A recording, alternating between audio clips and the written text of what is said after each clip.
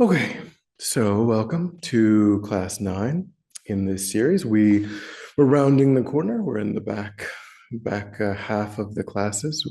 It's a 16-week class. Welcome.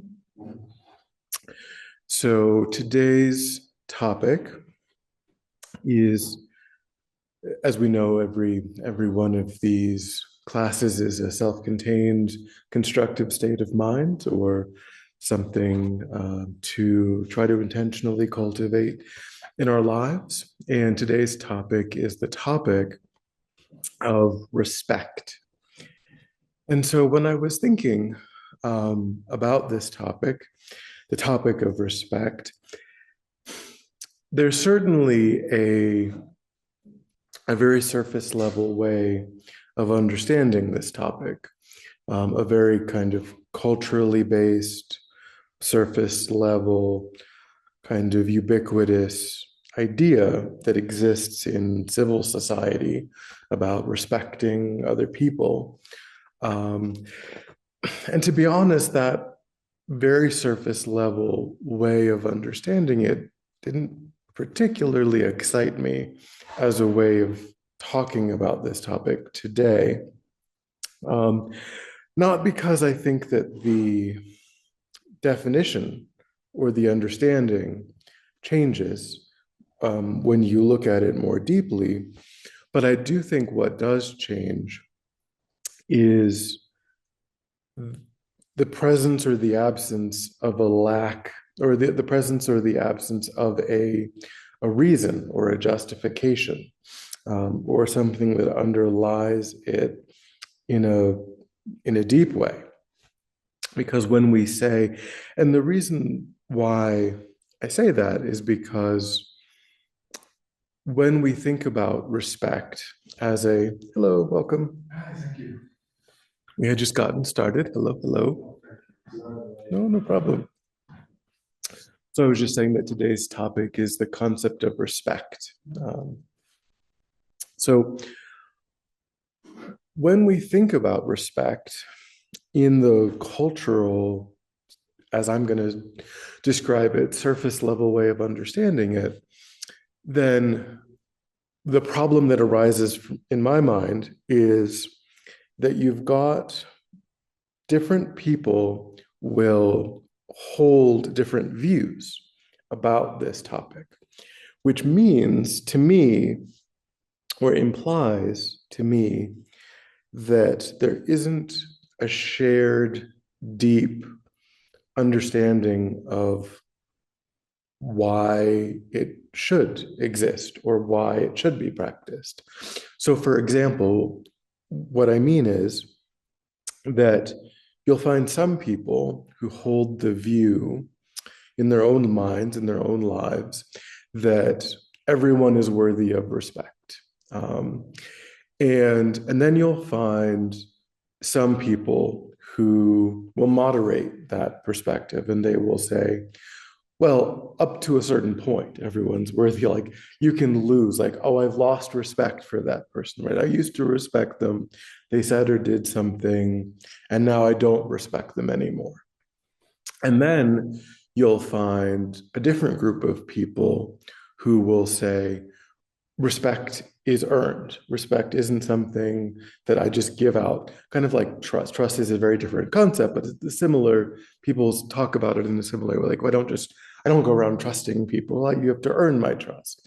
And in the same way, people will say, I don't go around just respecting everyone. Some people are worthy of my respect. Some people have earned my respect, and other people haven't earned my respect. So you have these three different ways that people in our society think about or talk about respect and respect. And so I don't think that they're using different definitions. And I don't think that Buddhism has a different definition. I don't think that there's a different way of talking about it. Respect, I think we all, I mean, of course, people have different upbringings and different experiences, and there's of course differences among people, but broadly speaking, I think we all agree that to respect another person is to acknowledge their their inherent dignity, to acknowledge their worth as a separate sentient being who is valid and who um, has something to say, has some point of view that we should listen to, that we should acknowledge, that we should um, not discount or dismiss or marginalize, that that people's viewpoints should be listened to and heard, and that they should be treated in a way that's fair and equanimous. It doesn't disrespect their basic dignity as a sentient being. And I think one important way of also expanding on this too in our own lives as we're contemplating training in the concept of respecting sentient beings is to go beyond just human beings, right? We sentient beings, really, from the Buddhist perspective, we talk not just of human beings, we talk about sentient beings. And the first training precept is do not kill, right? The first precept that the first ethical precept that the Buddha gave for those who have taken refuge is to not kill. And so that's a way of respecting the inherent dignity, the worth of non-human animals. From the biological perspective, we would say non-human animals. Buddhism would just say animals because they actually distinguish between the animal realm and the human realm on the basis of the kinds of karmic experiences that they're very different karmic experiences that non-human animals and humans have. So it's a different way of talking in Buddhism, but so respecting life in that sense is an important way of thinking about expanding how we contemplate respect, not going around taking life, thinking about how we're participating in the process of life that's taken, with, of course, a recognition that it isn't possible to live without causing any harm, and that to exist is to cause harm to some degree, but to think about what boundaries we have in our own lives and how we can respect life in a broad sense. But to go back to this cultural view, this surface level view that seems to not have a common justification. And I think that's what's interesting from the Buddhist perspective in this topic and in other topics, where we've talked about the distinction between kind of wisdom and emotion, or wisdom and kind of a fleeting or insubstantial in a way of, we say, oh, some people like with love and compassion, for example. For us, not having trained in love and compassion in a deep way, it depends on our mood, right? It depends on how expansive we're feeling, how open we're feeling, how well we slept, who the person is, their relationship to us, what they've done for us, what they haven't done for us, whether we feel like they are supporting us, working against our interests. We say we love people who we feel like are kind to us, and then we love them in return. Those are the kinds of ways. And so again, I think that also is an acknowledgement that way of thinking that you find, because again, I think Buddhism has a different definition than we use, in society, because the definition of love and compassion from the Buddhist perspective is the wish for all sentient beings to be happy and for them to be free of suffering. And when we use love and compassion in a cultural sense, oftentimes with love, for example, we don't really distinguish it from attachment. We say I love my best friend in a very similar way to when we say I love ice cream, right? Which means it pleases me. I enjoy it. It brings me a sense of comfort. It I feel better when I'm around it. I enjoy it. When I'm separated from it, I feel uncomfortable. I feel painful.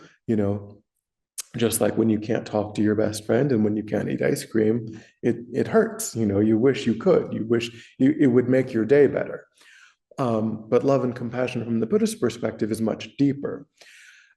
And so that's in a way similar here to this idea of respect, because Buddhism, Tibetan Buddhism provides, I think, that justification that is missing when we only look at it in a very surface level way. So I wanted to that's what I more so wanted to kind of focus on is when we're training in the same way that when we train in love and compassion, we have to find a deeper justification for relating to sentient beings through the lens of love and compassion. And if we wish to train in real respect for other sentient beings, we also have to train in that deeper justification. Otherwise, it will depend, right? Sometimes we will feel that way, just like with those three types of people. We might be a person who, could be that we're a person who really does feel, at least we think of ourselves in some way as someone who really does feel that everyone deserves respect. And, sometimes it's you find, like those videos of courtroom proceedings and things where the judge, the person in front of that judge has gone through the process and they've actually been convicted of a really heinous crime, right? And still, the judge is just sort of dispassionately reading them their rights, telling them what's going to happen, using sir and ma'am or Mr. and Mrs. And there's a certain decorum because and who knows? I mean, maybe that judge is someone who really still sees a kernel, an internal essence of that person that's deeper than this terrible thing that they did, and they're able to relate to them in that way. Could be they don't want to get overturned on appeal and they're trying to, protect. We don't know what's happening in the mind of that person. But they're certainly outwardly showing respect. They're not.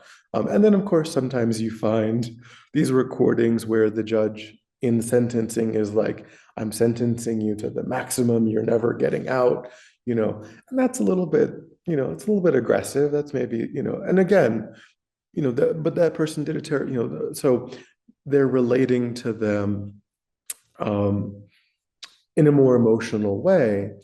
And maybe they're not able to connect to a deeper part of the person in front of them. Maybe they're conflating that person only with this terrible thing that they did, and they're only able to see them in that way. And when maybe that's influencing how they're able to be in relationship with them, could be.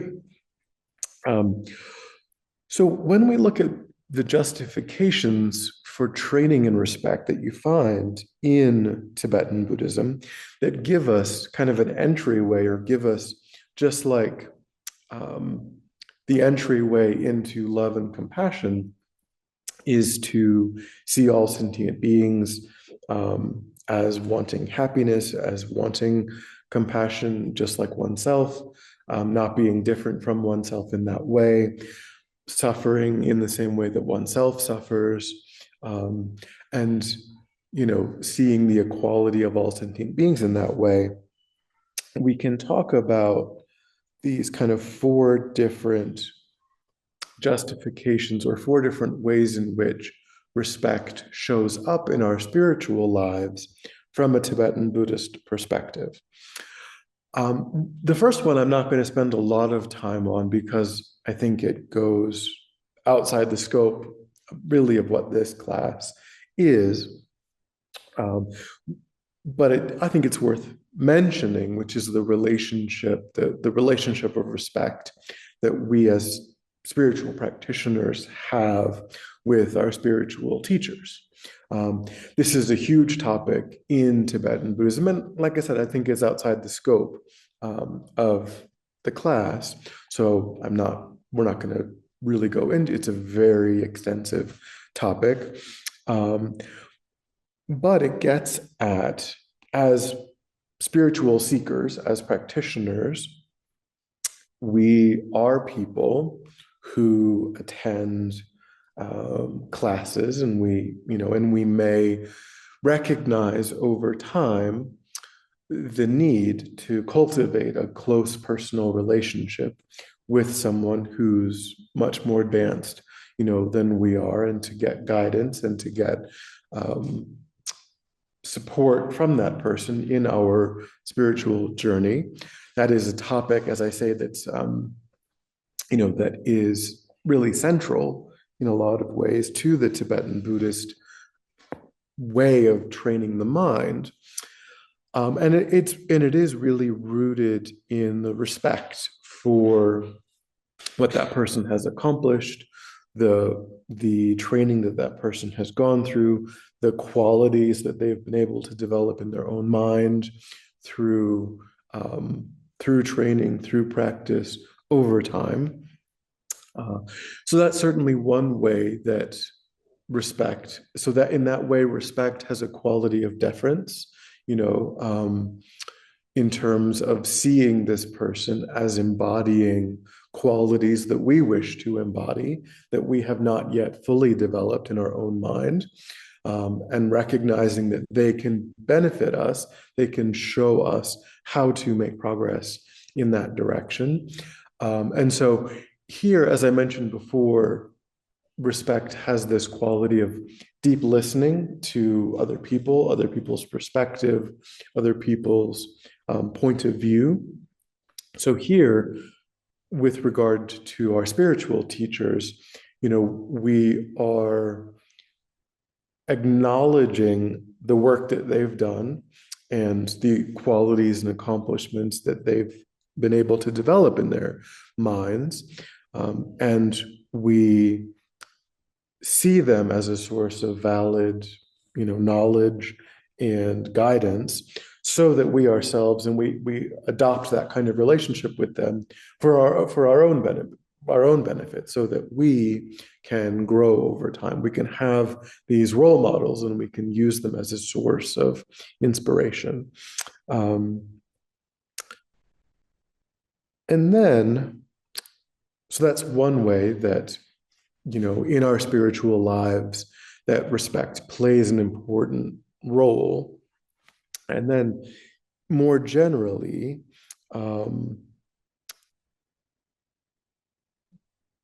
in terms of all sentient beings, in this tradition, we have this idea that has come up of bodhicitta, wanting to, and this flows from the first point, because the spiritual guide is the source of our own good qualities. But then the purpose of attaining our own good qualities, or the purpose of growing our own good qualities, isn't just so that we ourselves of course, we're the immediate recipient of those good qualities. We're the immediate beneficiary of those good qualities. It is something that improves our own lives. But ultimately, from the spiritual perspective, there should be a broader reason, right? It shouldn't be just that we stop there, that we're like, oh, this is just to improve my life. Really, improving our own good qualities is intended to allow us to be of greater benefit to others. The more that we have love and compassion and generosity and patience and ethics and all of these good qualities, the more useful we are to those around us. And that's really the point. Um, and how far we take that is very personal. And, the furthest that a person can take that in this tradition is, again, still a little bit outside the scope of this class, so it isn't something that we'll go into deeply. But from the Tibetan Buddhist perspective, our own good qualities can grow limitlessly because the mind isn't constrained in the same way that the body is constrained. We might eat all of the right foods, we might exercise, but our bodies will change, but then they'll stop changing, right? They'll get to a certain level, and of course we know that we're subject to sickness, we're subject to aging, and that's going to impact, our bodies are going to change against our will, right? We might eat all of the right foods, we might exercise, but as we get older and older, our bodies are going to just be influenced by that process, regardless of what we do. So there's an inherent limitation with regard to the body with how we can influence it. The mind is not that way. The mind is non-physical. The mind is an energy. And so the mind can be developed without limit. And this idea in Buddhism is called enlightenment, right? It's the ultimate. It is the point beyond which there is no further, who knows whether once you've achieved enlightenment, whether it sort of, progresses even in the state of enlightenment. But as a state, there is no higher state. I couldn't say whether within that state there are some changes that happen over time.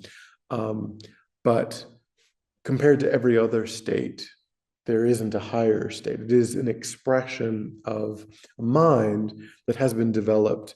All of the good qualities have been fully developed, and all of the negative aspects have been fully removed. And in that state, a person is able to perfectly benefit others. In that state, a person is able to be of perfect benefit to others. So that is ultimately the goal. And of course, as I said, it's very personal. There's a lot of benefit that a person can get from a spiritual training where they've not yet signed on to that goal, and they may never, and that's perfectly valid. But keeping an eye on thinking about one's own good qualities in the context of benefiting others, I think, is the essence of a spiritual life. It isn't just for a selfish purpose of only what's in it for me. It is thinking about it in the context of how does it allow me to be of greater benefit to others.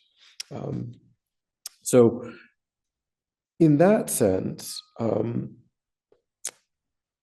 the training in respect is directly connected to being interested in the welfare of others, wanting to work for the welfare of others. Because, of course, we've talked in all of these classes, we talk about the positive state and then what opposes it, right? So we would know respect and then disrespect, right? Disrespect is the opposite, is the opposing force of respect. So disrespect is a mind that marginalizes others, that isn't interested in the point of view of others, is not motivated to listen and to take into account the needs of those around us. It's a very self-centered view. And we've talked about how all of these constructive states of mind are acting in opposition to self-centeredness and the egoistic self-preoccupation that Buddhism is primarily trying to get us to overcome.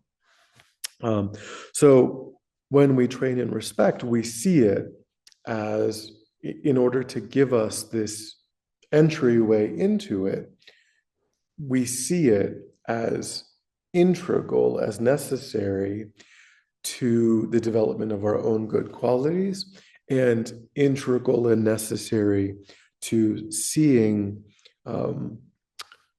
our lives as being situated in this interdependent, field of other sentient beings where we want to overcome the self-centered mind. We want to uh, be able to really be of benefit to others, which means that when we notice, we've talked about introspective awareness in all of these previous classes as a way of noticing when disrespect is arising, when I'm marginalizing someone else, when I'm discounting their agency, their point of view, their, what is relevant and important to them, then we do that as with all of these other negative states of mind. We do that when self-grasping and self-cherishing is arising very strongly in the mind, and we only want to see this interaction through the lens of what I want to get out of it, not what does this person need, or what are their goals, or how do I help them to achieve what's useful for them, but just how do I navigate this in a way that helps me get whatever it is that I most desire out of this situation. So when we recognize that as a spiritual practitioner, self-grasping and self-cherishing are the inner enemy that we're really trying to use our spiritual lives to overcome, then we see disrespect as the outgrowth or as the symptom that arises from giving in to the impulse of self-grasping and self-cherishing. And we respond to that outgrowth or that symptom of self-grasping and self-cherishing by recognizing that this other person, and this then goes into another point where I talked about finding this kernel of in the other, and because again, this can be difficult, right?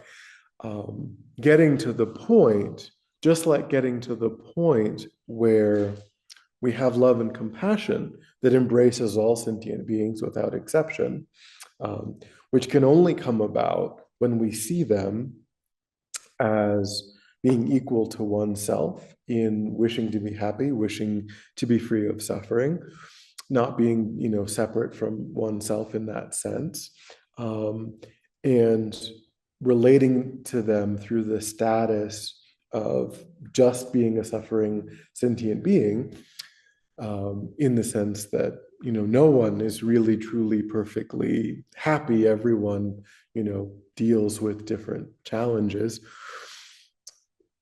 One way, and I mentioned this idea of enlightenment being the highest possible state in which we can all, that we could even aspire to. Going back to that idea and relating it to this idea of finding a way to, even in really challenging situations, to be able to hold respect for the people in front of us, or the animals, as I mentioned, is this idea of Buddha nature that you find in Buddhism, which is, so Buddha, we've all heard the word Buddha. We know what the word Buddha means. It means an enlightened being, right? A person or a sentient being who's gone through this training, who has achieved the state of enlightenment and is therefore a Buddha. And it is understood in Tibetan Buddhism that all sentient beings, even animals, have what's called Buddha nature, which is, the way it can be understood in different ways in different traditions, but the way that it's presented in our tradition is that every mind is able to be developed limitlessly, as I mentioned before. It's simply the fact that mind itself doesn't have any inherent limitations. And that's true of our mind, and that's true of the minds of every other person, and it's even true of the minds of animals. Uh, it's certainly the case that not every sentient being is in a position to really cultivate their minds, but their mind itself is in the nature of being able to be cultivated. It's in the nature. So, given different causes and conditions, they would be able to. They may be, some of those causes and conditions may not be changeable in a given lifetime. You know, an animal isn't going to develop limitless love and compassion in that lifetime, but their consciousness isn't fundamentally different than our consciousness. They're just having a very different experience. Their mind is being expressed through a much more limited form, which is constraining what's possible for them in that lifetime. But the mind itself, it's not like there are animal minds and human minds that are fundamentally distinct kinds of minds. The expression of that mind might be limited given the form that that mind is being expressed through. In the same way, we could have a terrible accident on the way home, and our bodies and our brains could be damaged in such a way that our minds fundamentally would no longer be able to be expressed in the same way that they would be before. But our mind didn't change. The way that it can be expressed through our form changed from the Buddhist perspective. So if we can get to a place where we see all sentient beings as having this potential, as having this spark of their consciousness being able to be developed limitlessly, and that so we see all sentient beings as being the same as a Buddha, given the right causes and the right conditions, right? You know, in the same way that we might see someone who you know, hasn't learned to read or to write, or, you know, but that's just because they were never given the opportunity, right? They couldn't go to school, they didn't have teachers.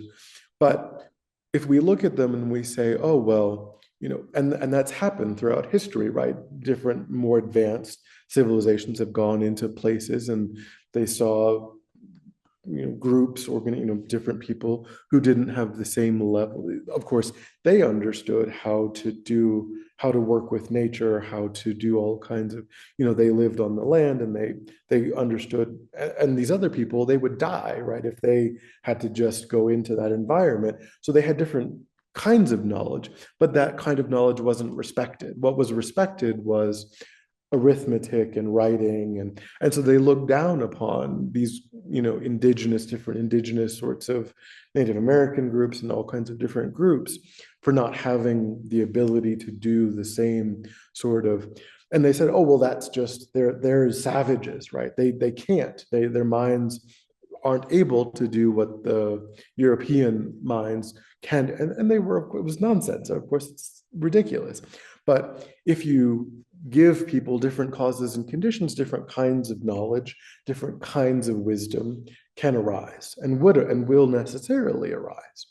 And that's this idea of Buddha nature, is that we ourselves can become like that if we ourselves cultivate the right causes and conditions. And if you give the right causes and conditions to any other sentient being, they will also be able to cultivate their mind in that same way, and they will be able to obtain that same result.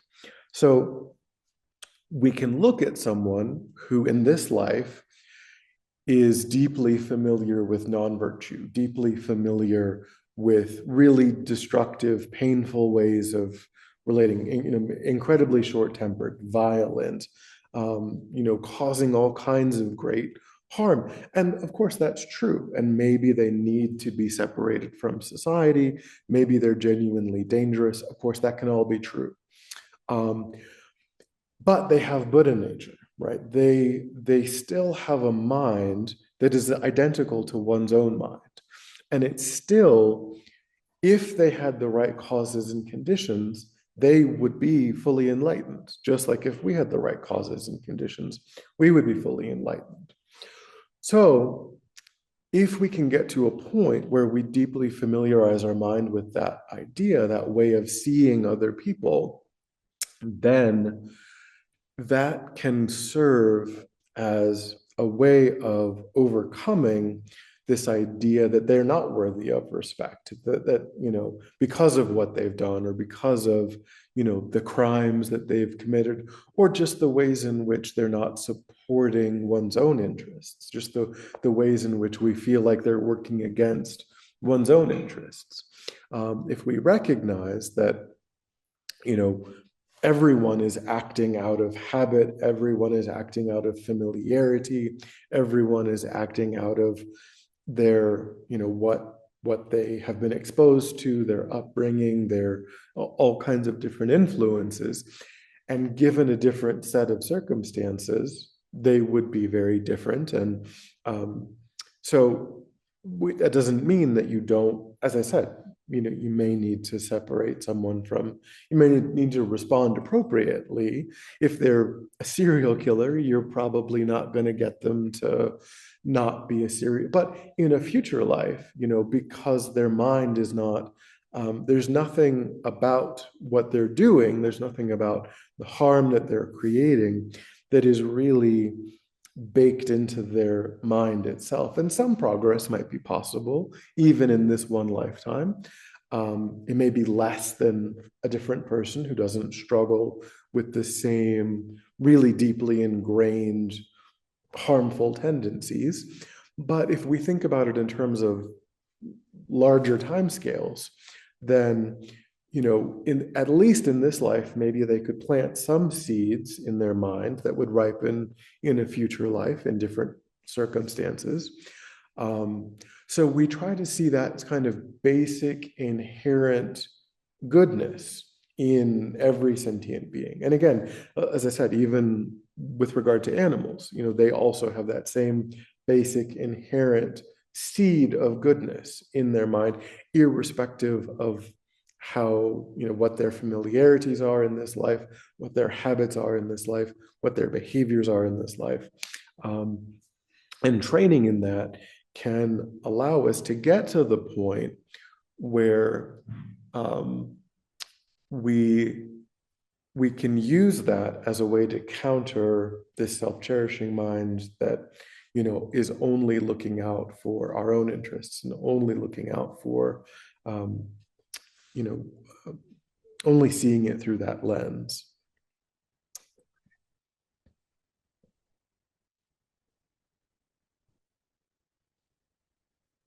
So what underpins all of this,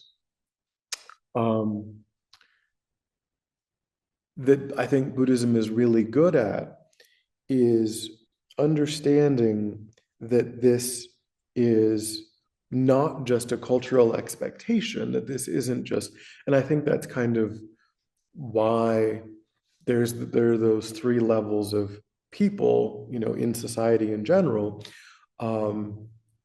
is because, to some degree, when we think about it as a cultural expectation,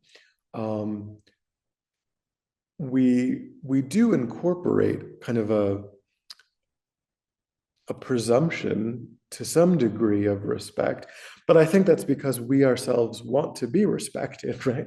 We've created a society where respect is a social norm, right? It isn't some kind of crazy idea that we've never heard of before. Our parents taught us about it.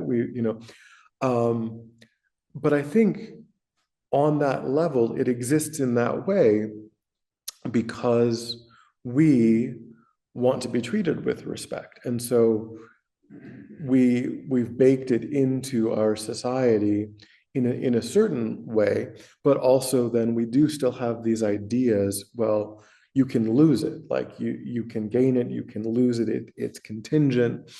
And that when we understand it as a social expectation devoid of a purpose or devoid of a deeper reasoning, then it is in danger of being contingent. But when we reflect on these different points that we've looked at today, then we see it as an expression of wisdom in the same way that love and compassion, from the Buddhist perspective, are expressions of wisdom.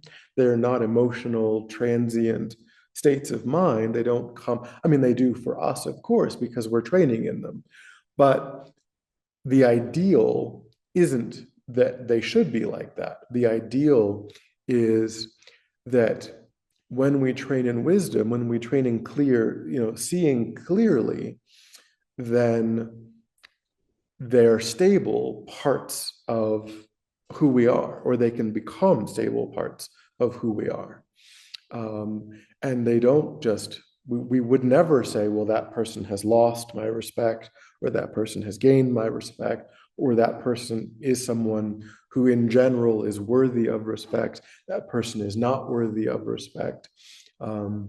Even when we're having to deal, maybe harshly with someone, or to deal with them in a way that protects other people, we can maintain respect. We can do that with respect in the same way that we can do it with love, we can do it with compassion.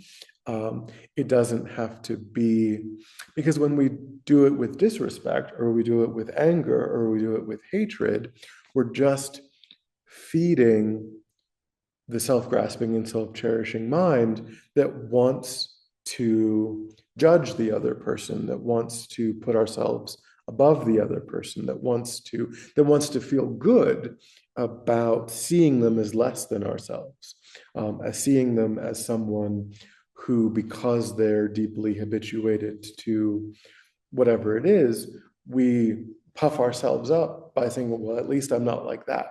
At least I don't do that. At least I'm not a serial killer. I'm not an arsonist. I'm not a rapist. I don't steal things. I don't. So I can judge those people who do those things. I can distance myself from them. But this idea of the mind, the flip side, in a way, of this idea of the mind being able to be trained limitlessly, is that it's not. It goes both ways, right? They've trained their mind through past habit, through past familiarity, in a destructive way, right? They're deeply habituated to stealing, to whatever it is, to lying.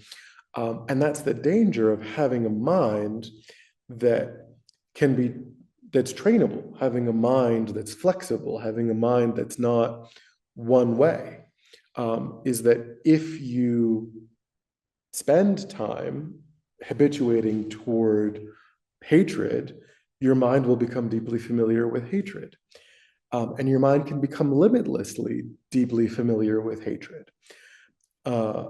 We've seen, there's all kinds of historical expressions of people who've done, Pol Pot and Hitler and, Mao Zedong and different people who've done, because of their own delusions, the deep familiarity that they had that was joined with power.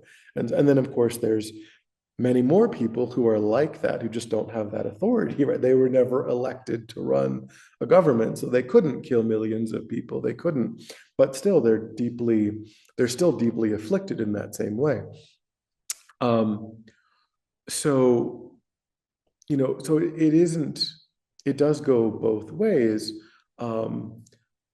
But what's important, as we've talked about before, that all of those negative states of mind, they depend upon exaggeration. They depend upon not seeing clearly. And so they are not stable. And so, although it is true that we can become more and more familiar with these negative states of mind, they're false. They require misunderstanding the nature of things in order for them to exist, which means that by seeing clearly, we can uproot them completely. We do have to do, I mean, we do have to actually do that. We can choose not to, um, but it is possible to uproot them completely because they're unstable, because they're inherently dependent upon misunderstanding the nature of things. Yeah. All right. So that is what I wanted to cover for today with this concept of respect. Did that spark any thoughts or questions in anyone? So the four areas of respect is the one about the teacher. And the second one is all sentient beings and realizing their mind is expandable to enlightenment. And the third one is the opposite, the disrespect that happens. So I mean, within these four broad ones, maybe I think there might have been sub points that maybe could be a little bit. I don't know that it. So in general, what I was talking about was, again, yes, the relationship with the spiritual guide is one, and then seeing the training in general in the context of bodhicitta, or seeing it in relationship to one's own spiritual training. Then the third was Buddha nature, seeing other sentient beings as having intrinsic goodness, basic goodness.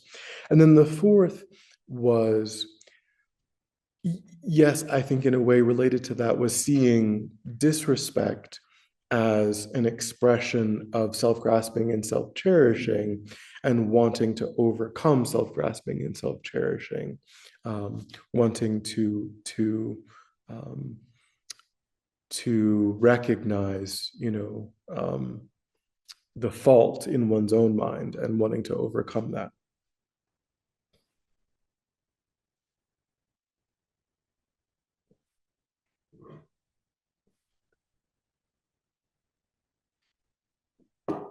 Other.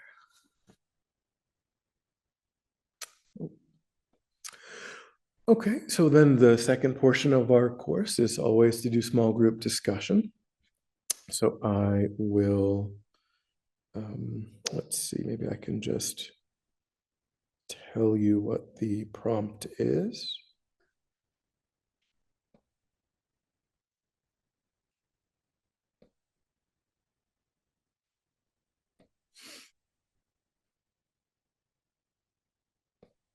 So we don't have, so we'll start thinking about, when have you felt genuinely respected by others, and what made that feel, different than just sort of a cultural politeness. And then the second part of that is, when you think of someone who you find difficult, for you, what would it look like to see them through the lens of their potential rather than just through the lens of their behaviors? And what barriers, of course that's difficult, right? So what resistance do you have to that idea, and what comes up when you think about that? Okay, so those are the two things that we'll start with, at least for the small group discussion, and we'll go for 15 minutes on that. All right. Was there anything that came up with the last part of our class? Is the meditation that we end with. Was there anything to address before then?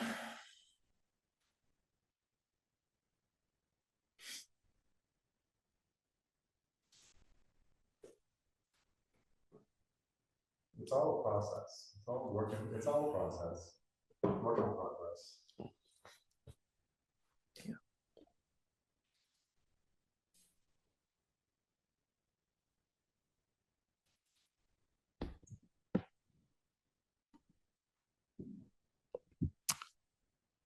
All right, so just sit comfortably.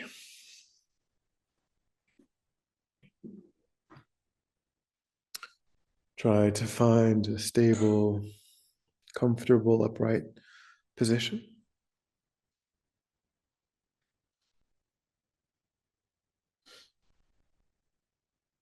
And try to cultivate the view of moving your awareness inward, letting go of thoughts of the past, plans for the future, letting go of sights and sounds, constraining your awareness to the body and mind, concentrating that awareness in the present by attending closely to the physical sensation that accompanies the in-breath and the out-breath, in the space around the opening of the nostrils. Noticing quickly when anything other than that one physical sensation is arising in the mind. And without judgment or frustration, lifting your awareness up from those distractions and placing it gently but firmly, again and again on the breath.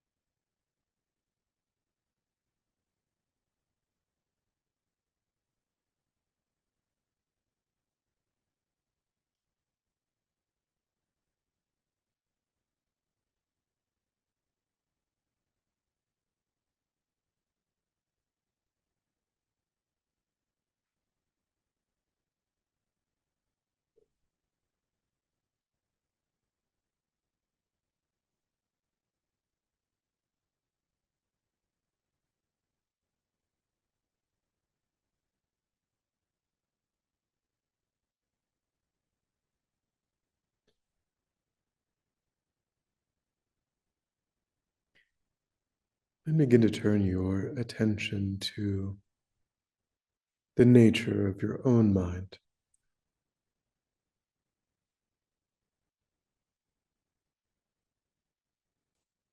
Recognizing the mind itself as the stage in which thoughts and feelings arise, abide, and pass away.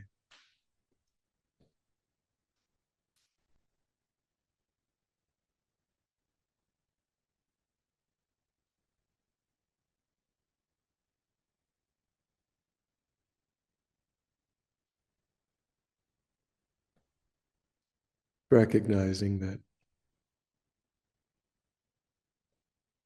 there are times when the causes and the conditions come together. And you might experience anger, jealousy, malice, craving.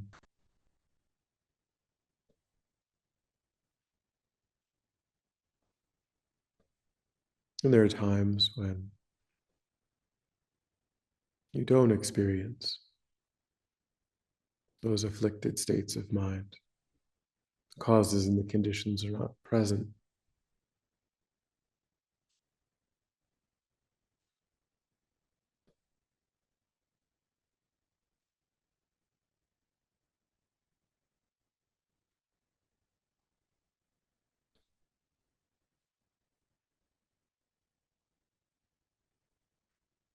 And think back over your life in terms of your spiritual practice, your interest in growing in compassion, generosity, patience, loving kindness.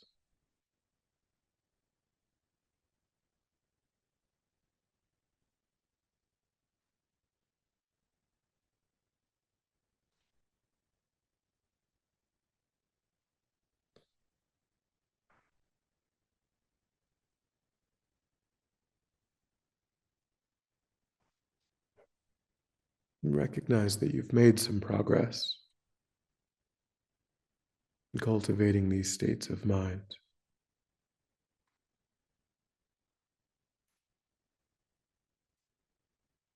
And see that process is fundamentally different than times when you were under the influence of malice or attachment, craving.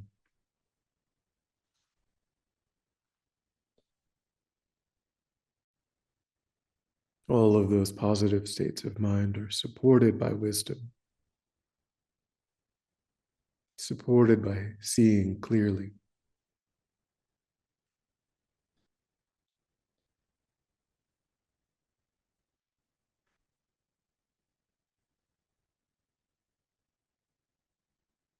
To come to understand that with more time, more energy, more effort, your wisdom can grow.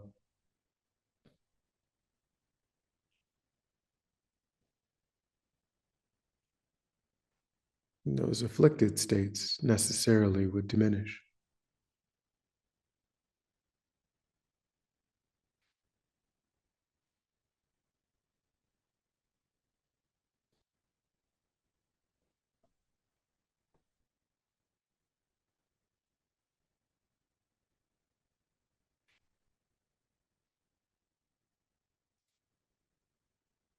Try to arrive at a clear understanding of the truth that this is the nature of your mind.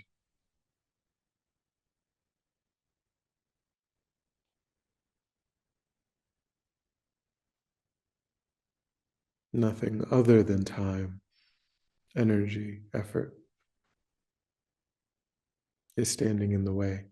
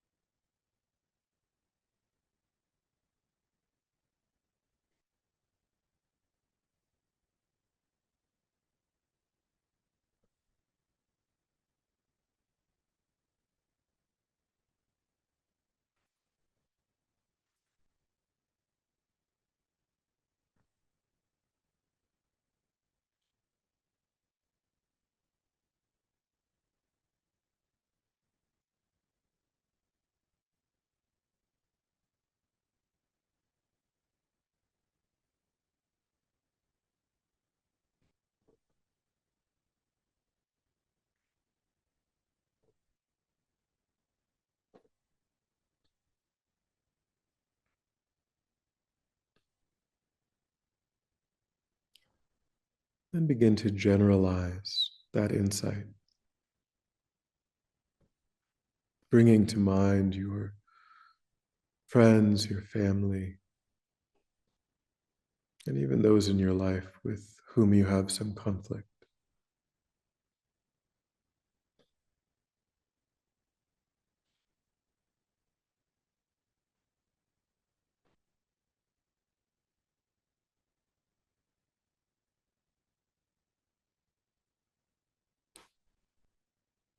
Recognize there's no difference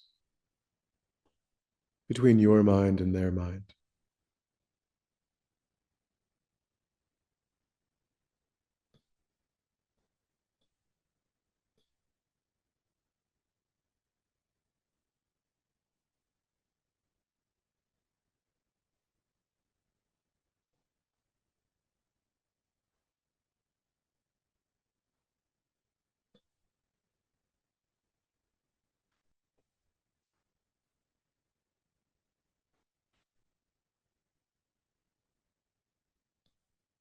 You and they have the same basic seed of goodness,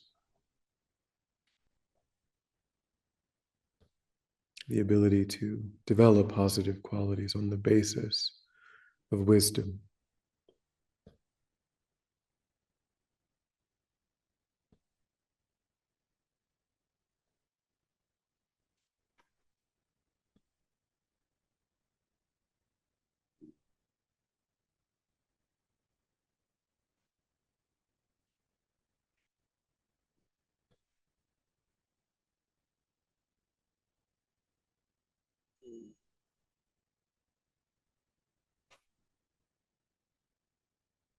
I think the danger in our lives is losing sight of that fact. When we lose sight of that, then we're in danger of giving in to these afflicted states of mind, treating others with disrespect.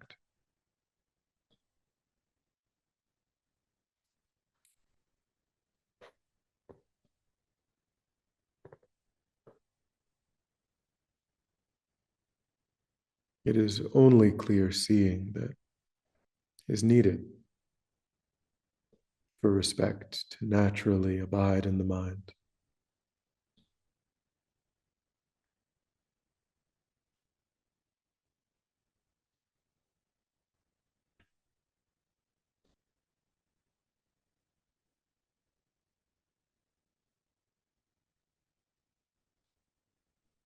So try to give rise to a determination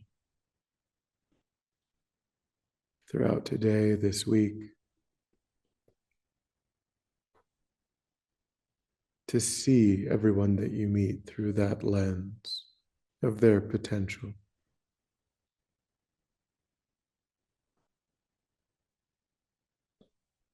And rest your mind in a determination to practice that way of relating.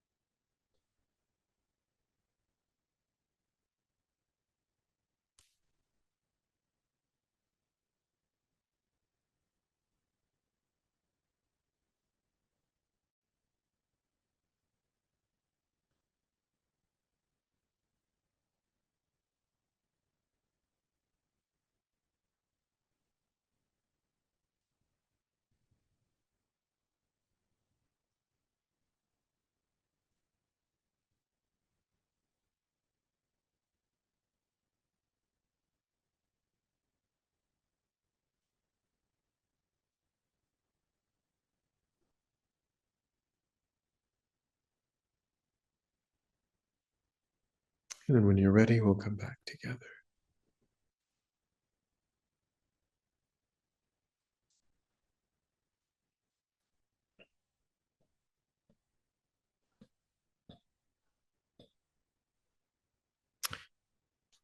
All right, we are out of time for today. Are there any final questions or thoughts? That clock is a little bit fast.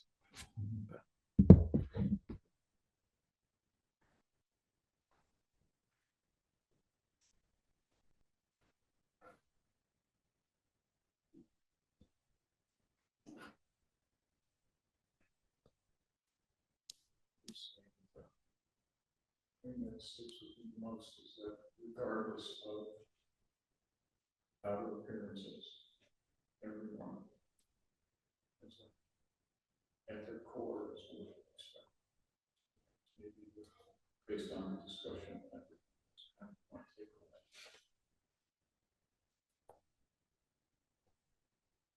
Yeah, there is no other.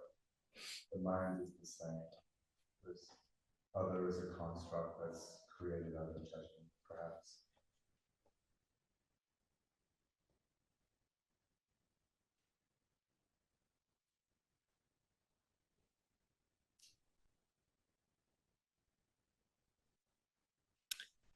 Or again, Don teaches tomorrow. He's doing a new 4-week class starting tomorrow on Chandrakirti's Praise to Great Compassion. It's a text. It's on the website if you want to read it. Yeah.